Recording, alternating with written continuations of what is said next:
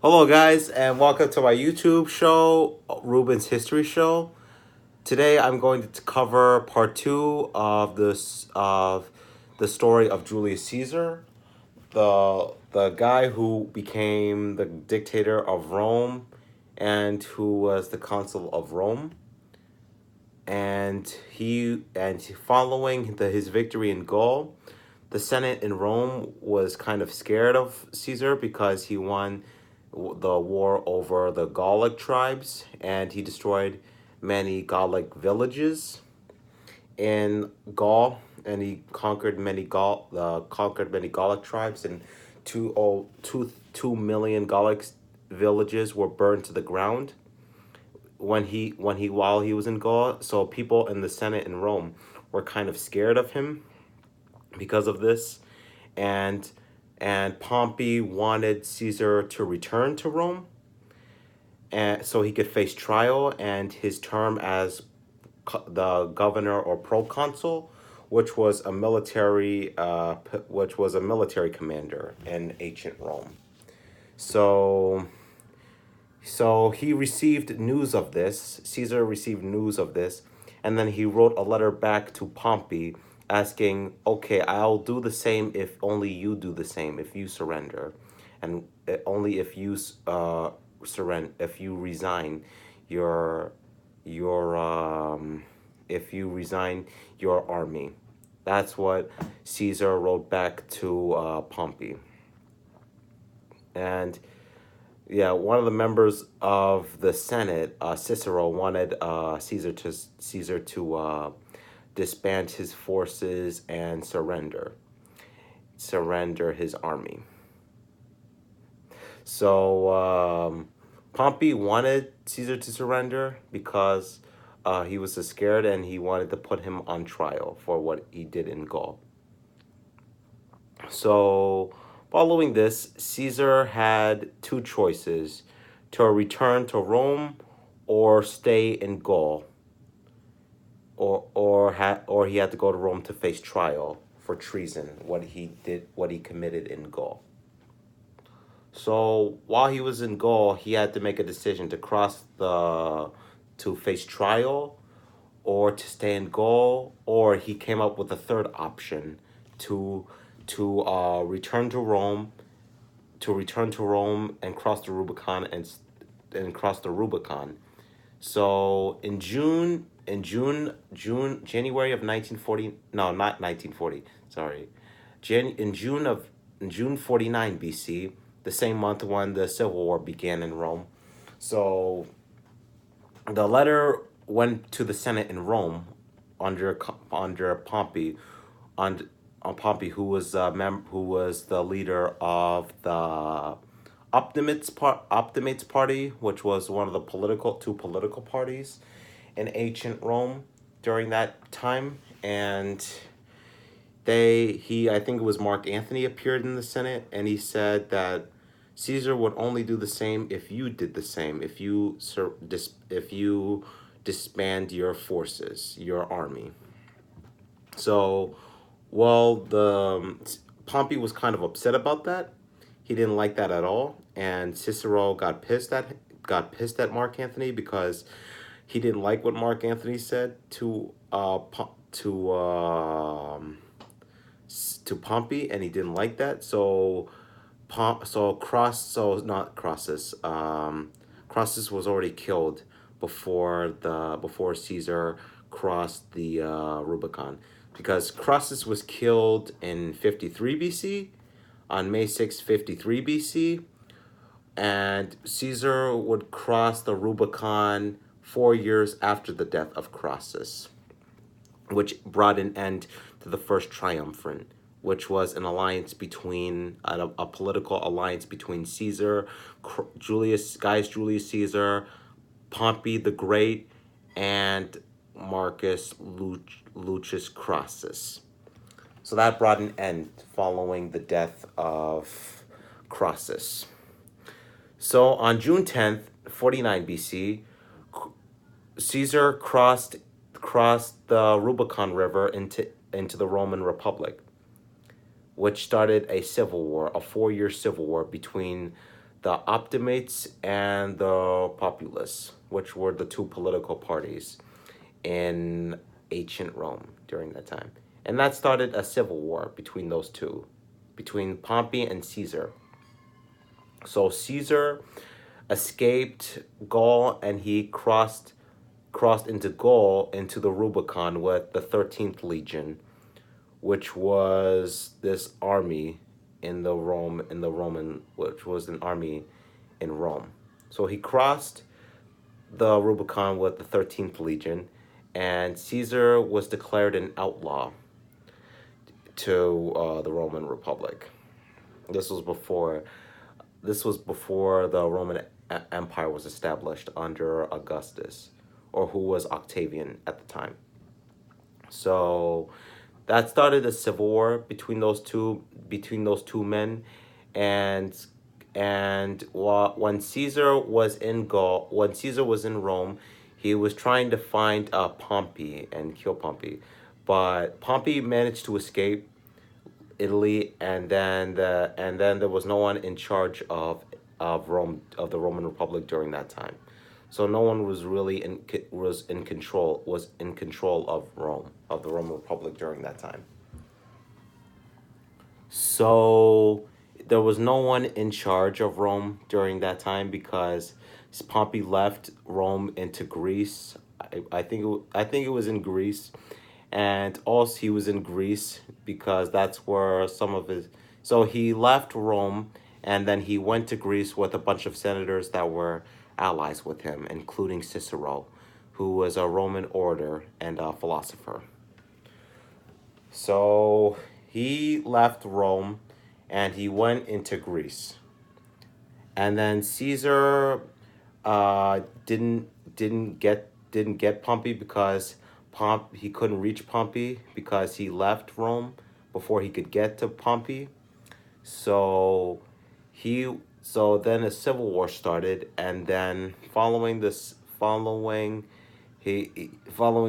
entry into Greece, he was in Greece for some time, and he thought Pompey at the Battle of Pharsalus, which was a battle in which was a battle in which was a battle in Greece, or in ancient Greece at the time. So that battle took place on August 9th, 48 BC, a year after Caesar crossed the Rubicon River, which is present day Italy. So during that time, the two armies fought at the Battle of Pharsalus, which is a city in Greece today. No, I believe it was a town, I believe. So they thought at the Battle of Pharsalus on August 9th, 48 BC. And then the battle lasted for only about a month during that period. It lasted only a month. No, not a month. It only lasted an hour. And then Pompey fled Pharsalus, and he went to take refuge at Egypt, because he went to go to hide in Egypt because Egypt was one of his allies, because I believe because he was allies with Egypt during that period. So he stayed in Egypt for over a month because he took refuge in Egypt, and then a month later, on September 28th, 29th, September 28th, 2020, on the September 29th, I think it was between September 28th or 29th of 48 BC, Pompey was killed by an Egyptian soldier while he was on a boat in Egypt. And they killed him, and they cut his head off.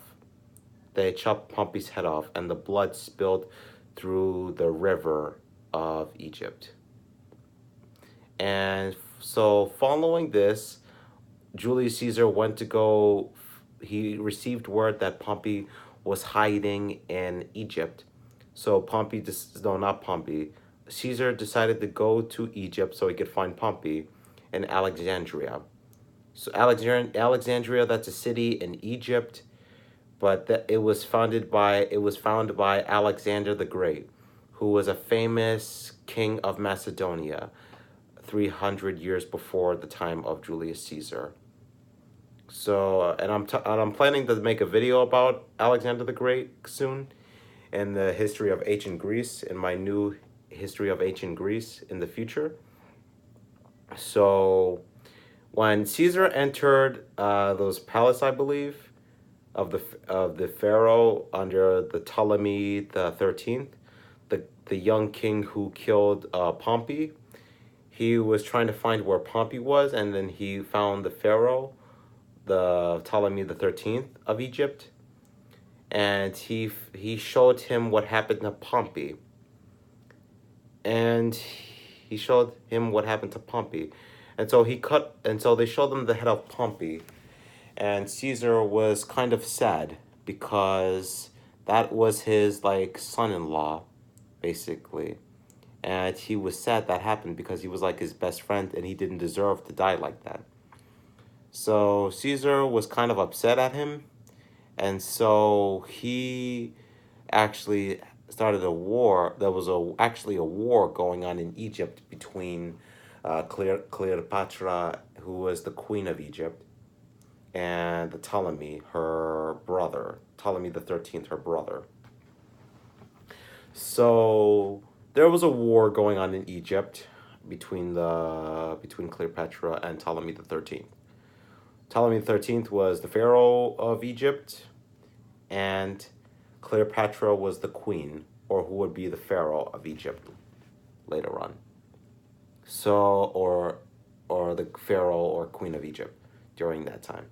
So there was a civil war. There was civil war in Egypt, thought between those two, and during that time, during his stay in Egypt, uh, Julius Caesar met with Cleopatra, and they started. They fell in love with each other, and they actually had a son, Ptolemy, Ptolemy Caesar, who would later become the pharaoh in the same year when Julius Caesar was killed in 44 BC. So he was born in 47 BC, on June 23rd, 47 BC. So, so Cleopatra was an Egyptian, but she spoke Greek because she spoke Greek, and she spoke Greek, Egypt, Syrian, Latin, and this other languages. So yeah, they fell in love with each other. Caesar and Cleopatra fell in love with each other during that time, but before he met Caesar, she was in exile in Siberia because this boxes of grain had the name under Ptolemy, her brother, Ptolemy the 13th, which was her brother. And so she went into exile in Siberia for some time in 48 BC, and that was around the same time when Caesar met with Cleopatra. So even before that time, her father was the pharaoh of Egypt. During that time, her father was the pharaoh of Egypt.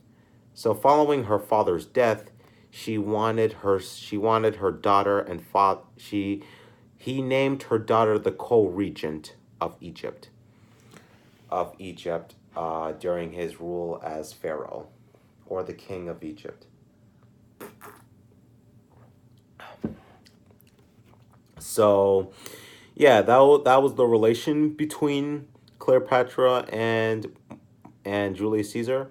And also during that time, there was a battle between the Cleopatra and her brother, and Caesar actually helped Cleopatra fight against Ptolemy the 13th, her brother. And he was actually defeated at the Battle of the Nile River, and his ship was destroyed, and he died while he was drowning.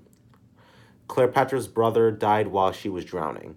So everything in Egypt was everything. So the populace of Egypt, or the population of Egypt, really loved Cleopatra because she was the queen of Egypt during that time. And so I think it was maybe years after after he entered in Egypt, he returned to Rome with Cleopatra.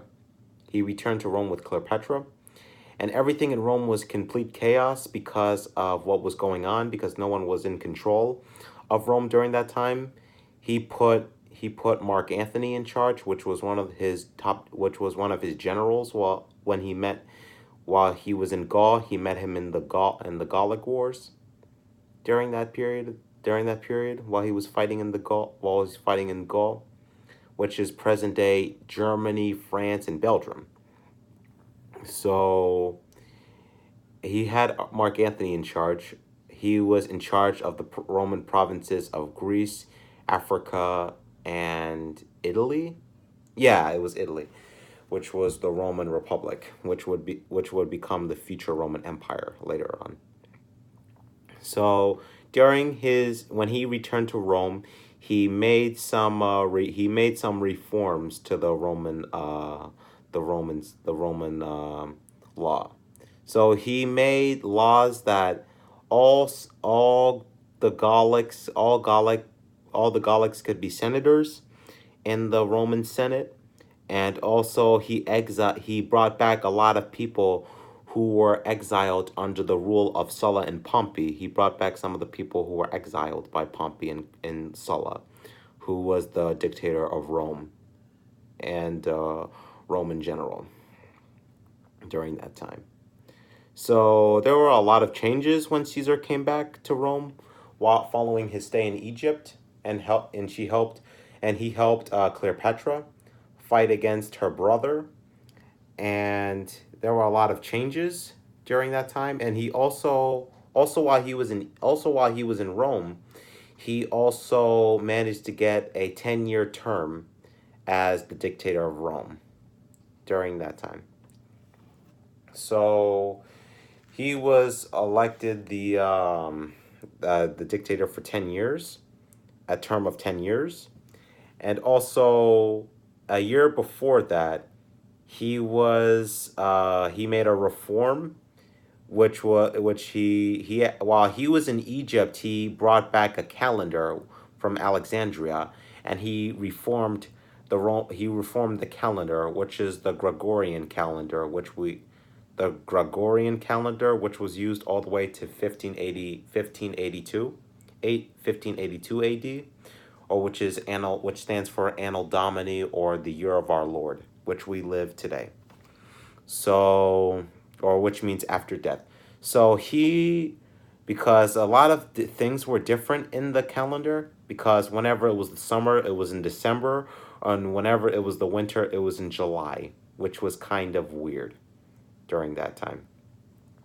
So, and then a year later, no, then also in 40 BC, he defeated Pompey's generals, who were Sextus. I'm trying to remember Sextus Pompey, I believe, and he also defeated his other son in the Battle of Munda, which was a place in Spain, and that's how the Caesar's civil war ended.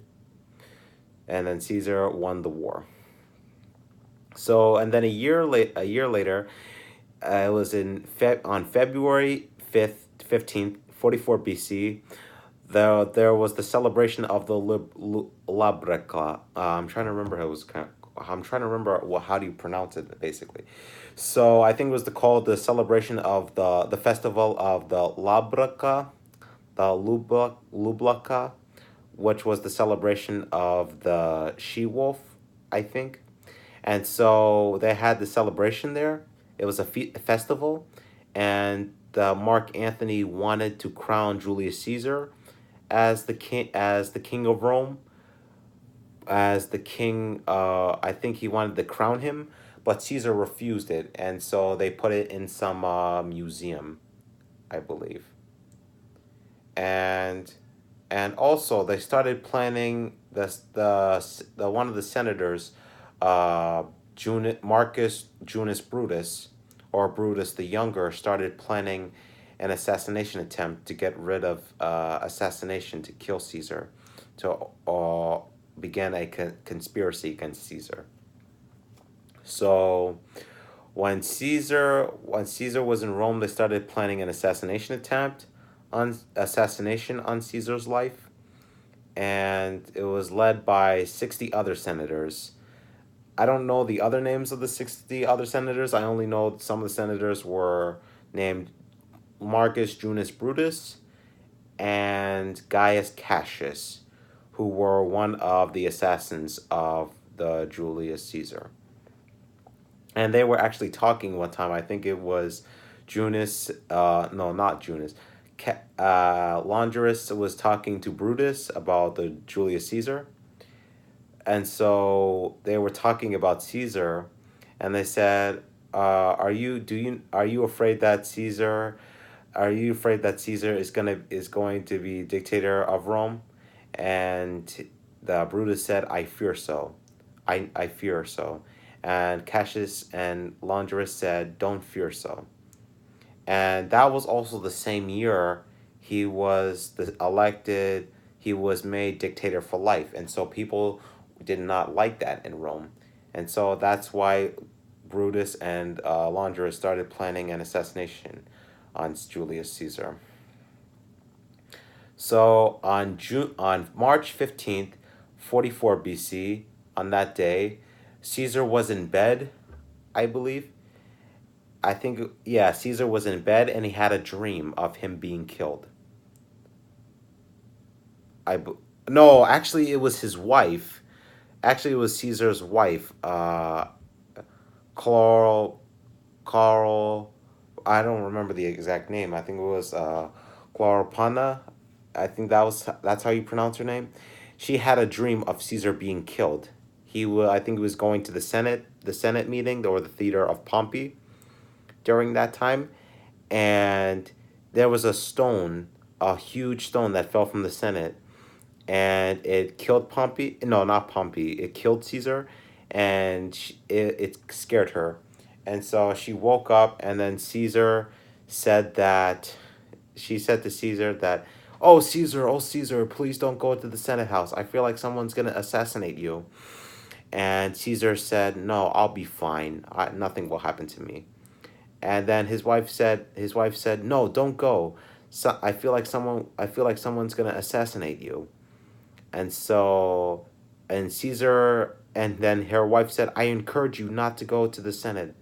And then Caesar said, "I'll be fine. Nothing will happen to me." And so he left the house and he went to go to the Senate to talk with the senators.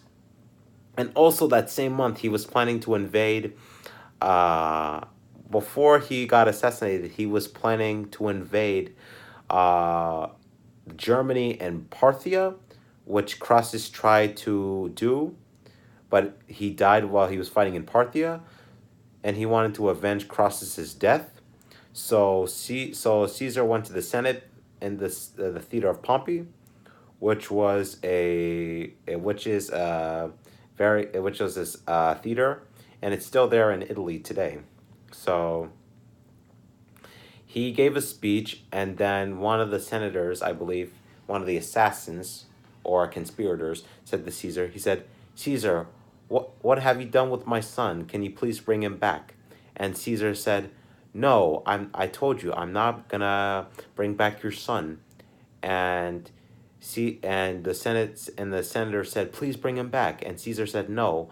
And then I think it was one of the senators I think it was Brutus stabbed him, and they stabbed him over, I think it was 23 times, I believe, or 23 times.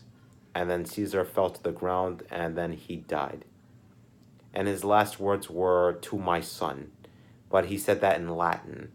And I can't translate it to and I can't translate it to Latin because I don't speak Latin. So following this, his grandnephew received word about his assassination in Rome.